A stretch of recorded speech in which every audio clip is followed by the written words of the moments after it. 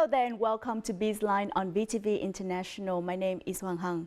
The government has identified 2024 as a year of acceleration and breakthrough to successfully implement the 5-year socio-economic development plan for 2021-2025.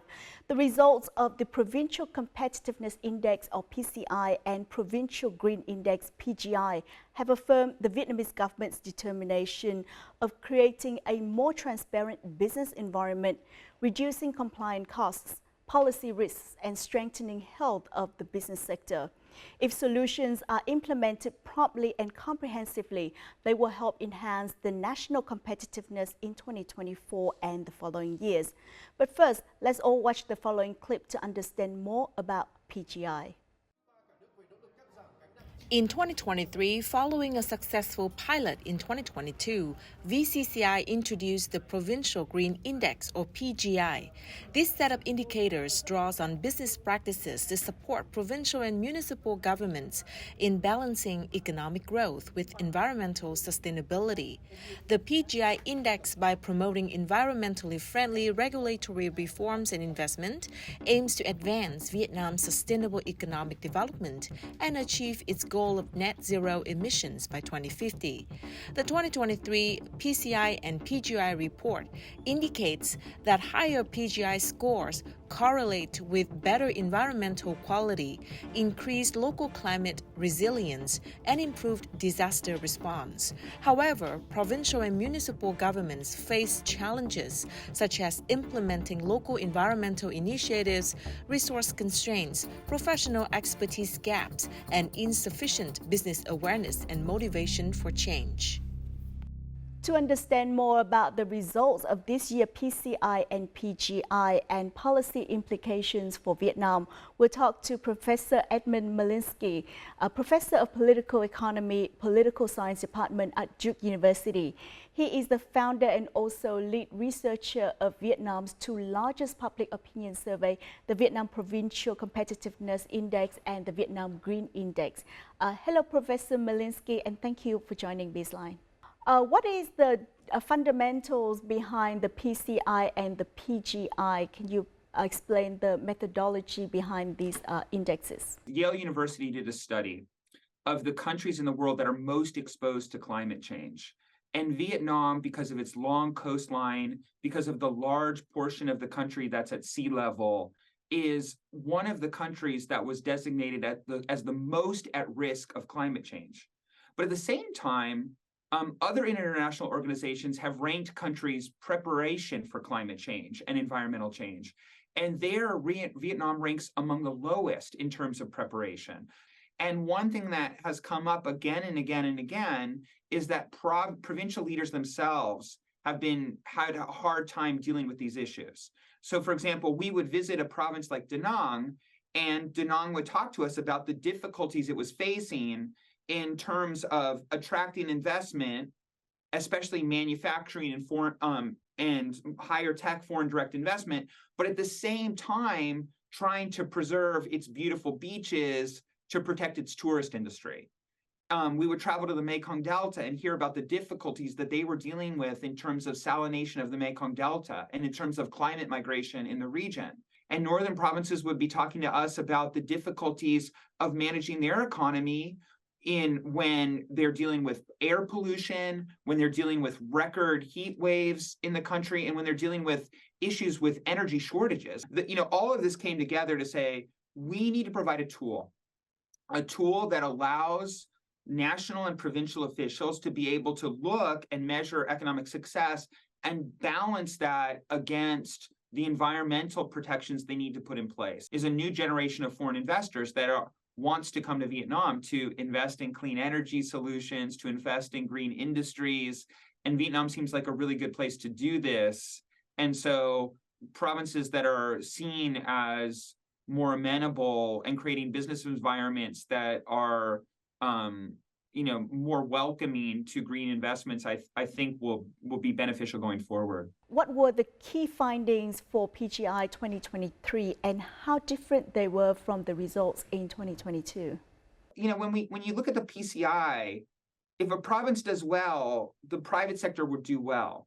But it's in one problem with pollution is pollution travels, water travels, air travel. A province that that does really well on the green index may still have problematic pollution because its neighbor is not doing a good job. The businesses that are trying to sell and export goods to Western markets that value green production are more likely to implement green reforms.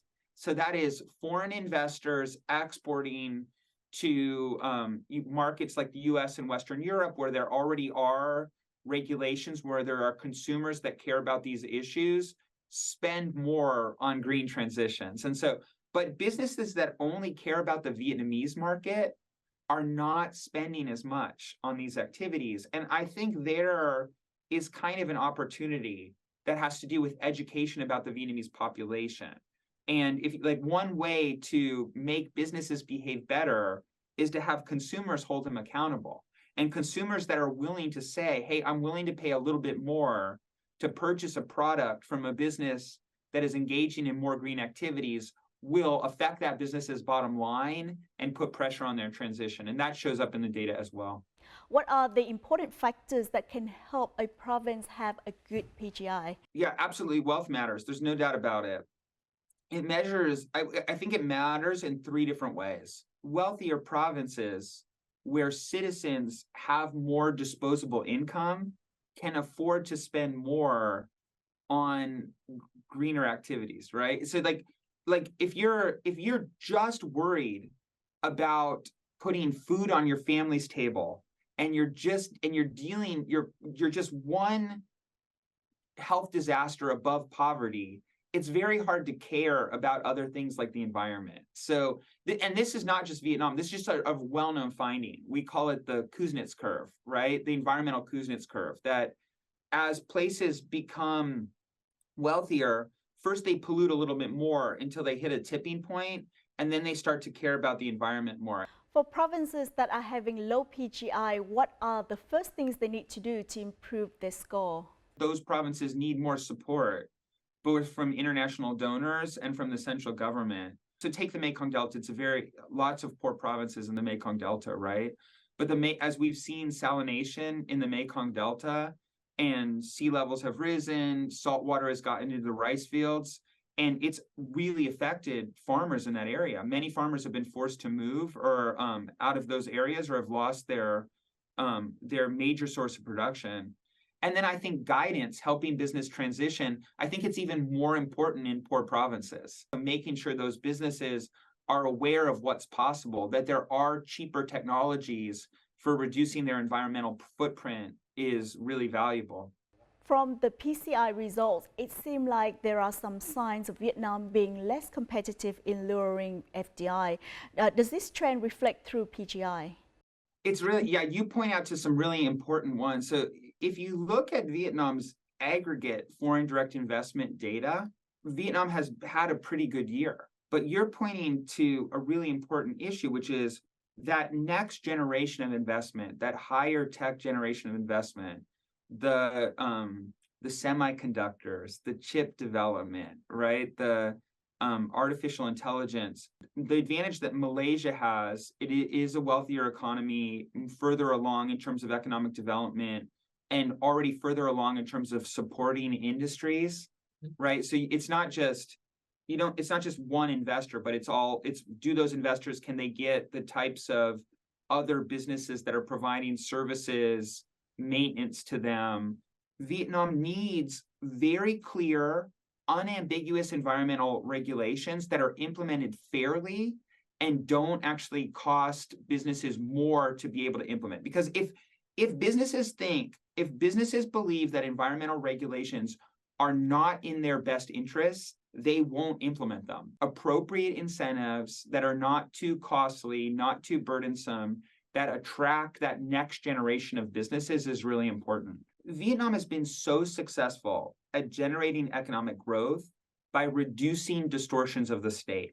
And when they did that, they unleashed the private sector and became very attractive to the foreign sector. And their amount of growth and poverty alleviation they got out of that was dramatic. But now they're at a next stage where they need to say, actually come back and build institutions. And in this case, it's about building institutions that allow for appropriate environmental and climate regulations. Solar panels cover the entire roof of this factory, which uses emission reduction technologies. This factory meets all the sustainable standards. It ensures the green credentials, also a condition for investing in an industrial park. 2023年3月には工場の屋根すべてに太陽光パネルの設置を行い、最大6メガワットの発電を行っており、これは工場全体の電気使用量の約 40% に相当いたします。生産ではオゾン層破壊係数がゼロで、 Environmental monitoring, project screening, and minimizing polluting industries in industrial zones and clusters are policies that help Hưng Yên Province be among the leading localities in the Green Index 2023. Chúng tôi cũng xem xét kỹ, sàng lọc kỹ. Cụ thể là có một số những trường hợp mà có tiềm ẩn gây nguy cơ ô nhiễm môi trường cao, tập trung rà soát, hoàn thiện lại cái báo cáo về hiện trạng phát triển các khu công nghiệp, xây dựng cái định hướng thu hút vào các khu công nghiệp trong thời gian tới, cũng như là cái việc chấp hành các quy định của pháp luật về bảo vệ môi trường. Not all localities can gather resources and have mechanisms for green industry development. The 2023 PGI Green Index indicates that the most important new environmental and green growth policies are centralized.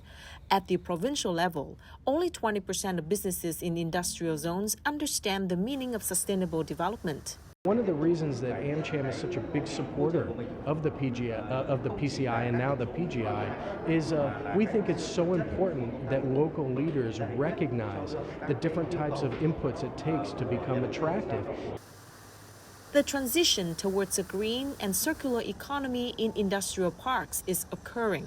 With clearer and more consistent guidelines on green criteria, the country will retain the opportunity to attract high-quality investment projects and its advantages in the global supply chain. What are the most important takeaways from PCI results this year? There has been a lot of improvement on improving regulation and regulatory quality, both at business entry and post-entry regulation. And I think a big benefit there has been the move to e-governance across a lot of provinces. So as business registration has been easier to do because you can do it online, as taking care of administrative procedures and services, you've seen pretty big reductions in the time that businesses spend on business entry and the time they spent on regulations. There's one sort of concern, and that has to do with what we call conditional business licenses. So as general licensing cost of licenses has gone down, a lot of provinces have added new conditional licenses for specific industries or specific activities, and those are becoming a burden. But generally, we're seeing reductions. You look at how much businesses spend on bribes, and in 2016, it was about 8% of their revenue. So we were just talking about the environment. 8% is more than most businesses spend on green industry upgrading. But that number is about 2.5% today, right? So these numbers have come way down. The reductions are really big, and I think it has to do with anti-corruption campaign for sure, e-governance, removing the discretion of officials, right? If you're doing this online, it's difficult for someone to ask for an informal charge. Access to land continues to be a big challenge for businesses. 73% of business cancelled or delayed their plans due to having difficulties with land procedures. Access to credit is also a challenge. So those are the two examples of the challenges mentioned in the PCI report. So what can you say about the challenges and recommendations to solve these issues? About 4 out of 10 businesses did not expand, did not hire workers, did not expend investment, did not pay more taxes on the expanded business because they couldn't get the land they needed, right? And I recognize this is a difficult challenge, right? Because land is becoming more expensive, it's more difficult to acquire land. This is a really important point where we need to figure out clear rules for the land frame, clear rules for rezoning of residential to commercial land, because we're seeing problems on both sides. The Poppy survey is pointing out problems with citizens, fears about their land, and the PCI is pointing out problems with businesses' ability to acquire land. And it seems here real guidance on how to handle this issue is critical. There's a lot of squatting on land. People who acquired land use rights certificates to land for a long time that have not developed it at all and are just waiting for the real estate prices. And as the real estate market has frozen in Vietnam, those people are not releasing that land into the market, right? And so that land is not available for a lot of people. And a third part is just about transparency. If you look at the transparency results, you see that land use maps are one of the documents that it's most difficult for people to acquire. And land use maps are so valuable because they're telling businesses where land is going to be converted, where infrastructure is going to be built. And that lack of transparency makes it difficult for businesses to know where to expand to. This company produces refrigerator trays for Panasonic, a global leader in the consumer electronics and housing appliances. The workers here have a nickname for the product. They call them flawless because of high requirements for product appearance. The surface must be transparent, without black spots, without stains. It's hard to check for defects just by looking at it. Workers often have to use a special equipment to check them. This is an example of the high requirements this company must meet if it wants to join the global supply chain. Hàng tháng thì có khoảng hơn 10.000 sản phẩm như thế này đã được doanh nghiệp này cung ứng cho một ông lớn trong ngành sản xuất tủ lạnh, một doanh nghiệp FDI. Và cũng theo báo cáo thì khoảng 75% các doanh nghiệp FDI đã sử dụng nhà cung cấp đầu vào là các doanh nghiệp Việt Nam. Điều này cho thấy sự gia tăng ảnh hưởng cũng như là tham gia sâu hơn vào chuỗi cung ứng của các doanh nghiệp FDI của doanh nghiệp Việt. To find a place in the global supply chain has never been easy. For these electronic water heaters to be exported to the U.S. market, this enterprise must acquire the UL certification. With UL, auditors can come to inspect the production line at any time without notice, and the enterprise must be ready to respond. Các doanh nghiệp Việt Nam đang bị cạnh tranh rất lớn bởi xung quanh chúng ta đang có các cái quốc gia họ có rất nhiều lợi thế, đặc biệt như Trung Quốc. Họ là công xưởng của thế giới, chi phí nhân công rẻ và họ sản xuất với số lượng lớn, như vậy cái giá thành của họ hạ được. Còn với Việt Nam thì hiện nay một số chi phí đang ngày càng mất đi lợi thế, đó là ví dụ chi phí nhân công. Thứ hai là chi phí về xây dựng cơ sở hạ tầng, ví dụ như là chi phí phòng cháy chữa cháy. Thì đấy là những cái điểm mà chúng ta đang mất dần đi cái lợi thế cạnh tranh. To solve these difficulties, Vietnamese enterprises said they must invest in automation and high productivity equipment. Đồng nghĩa với nó khi năng suất cao thì chúng ta lại phải kiếm được những đơn hàng lớn. Còn nếu đơn hàng nhỏ mà máy móc thiết bị năng suất cao thì cũng không thể làm được. This is a chicken and egg problem because large orders often come from large-scale FDI enterprises. But to be selected by FDI enterprises, domestic enterprises must produce products with stable quality, meet large order demand with fast delivery. However, the positive signal is that the dependence of FDI enterprises on domestic private enterprises has increased from 63% in 2022 to 70% in 2023. Suppliers who are household businesses also account for a significant increase from 13% in 2022 to 23% in 2023, according to the PCI report.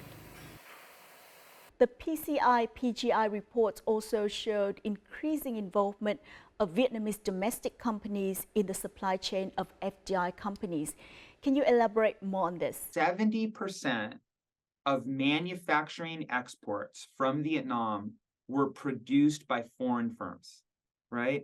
Samsung alone accounted for a large portion of those manufacturing exports. And what that meant was that for Vietnamese is that foreign investment has a lot of benefits, raises wages, brings new technology, but that Vietnam was benefiting less from the globalization than it could have. That Vietnamese domestic companies were not rising to become major international champions of their own? How do we create the next generation of Vietnamese champions, Vietnamese companies that can compete in international markets? And the first step was to say, let's find ways to connect Vietnamese domestic companies to the international supply chains. Say, sell ball bearings to foreign auto manufacturers, sell components to foreign electronic manufacturers. And the idea was that by connecting them to these supply chains, they would be able to benefit from the foreign technology, but also from the foreign understanding of international markets. And eventually these companies would grow up. In your report, you dedicated a large part talking about FDI from the US, China, and Japan. Why these three countries? So we focused on those three countries because those were all three countries that upgraded their foreign relations with Vietnam this year. We're sort of interested in what has happened as a result of this growing closeness of these different countries. And then we were particularly interested in China because in 2018, and then shortly after that, the US-China trade war, where the US imposed tariffs on Chinese products, has led a lot of investors from China to relocate to Vietnam. And so you've seen the greatest growth in businesses entering has been Chinese businesses, and the greatest growth in hiring has been Chinese businesses hiring Vietnamese workers. And so we were sort of interested in what's going on with these three countries. Yeah, and they are fascinatingly different. US businesses, most of them tend to be in the South, relatively small in terms of employment. They tend to be in more advanced industries and are especially really attracted to higher tech industries and professional services. And their major complaint has to do with regulatory costs and how long it takes to get things done, because they're operating in industries that tend to be more heavily regulated and have more difficult licensing requirements. Japanese investors, they're a little bigger than Vietnamese investors. They tend to be in the north, like they tend to be in the industrial zones in Vĩnh Phúc, Bắc Ninh, Bắc Giang, but there are some in the south. They are more interested they're sort of more heavily involved in manufacturing operations, a little bit up the value chain on manufacturing, but there are some lower value-added Japanese manufacturers as well. And their big issue is taxes. That's their biggest problem. They think they complain about the tax rules are uncertain. They complain about Vietnamese rules about arm's length pricing and issues, and that's their biggest common complaint. And they complain a lot about tax inspections. That's their biggest issue. Chinese investors are way bigger. We were just talking about Chinese investors. They're coming across a lot of them are coming in and doing big time light manufacturing. They're heavy in the garment sector, light industries. Some of them are doing natural resource, but they employ a lot more workers. They're all over the country, but you see a lot of them more and more in the northern provinces.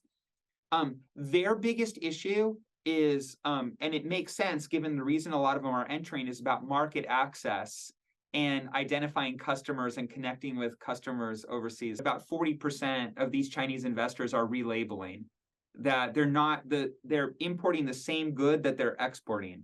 But 60% are actually engaging in value-added production in Vietnam. That is, they're hiring new workers, they're making new investments. So if they continue this activity of just relabeling pre-made goods, might find themselves the target of punitive measures from US trade enforcers as well. I think the fundamentals are sound in Vietnam. I think it's heading in the right direction. I think that the policies are also heading in the right direction, and that this, what I would say to people that are watching this in Vietnam is, stay confident that the stormy seas that people feel that they're observing now will pass, and that the Vietnamese economy and especially the businesses and entrepreneurs that are driving the Vietnamese economy forward, they will continue the path that they've been on. I have a great deal of faith in the ingenuity and work ethic of the Vietnamese private sector. By establishing the PGI alongside the PCI, VCCI aims to encourage Vietnamese localities to advance business climate reform and integrate economic development with environmental protection. Hopefully, the valuable insights from these surveys would serve as a reliable reference and policies implications for policymakers and public administrators at all levels, and domestic and foreign investors to make informed decisions and promote greener projects. And that's it for this edition of BizLine. Stay with us for more content, or you can always visit our website, or you can download our app VTV Go from App Store or Google Play for a lot more. Thanks for tuning in, and until next time.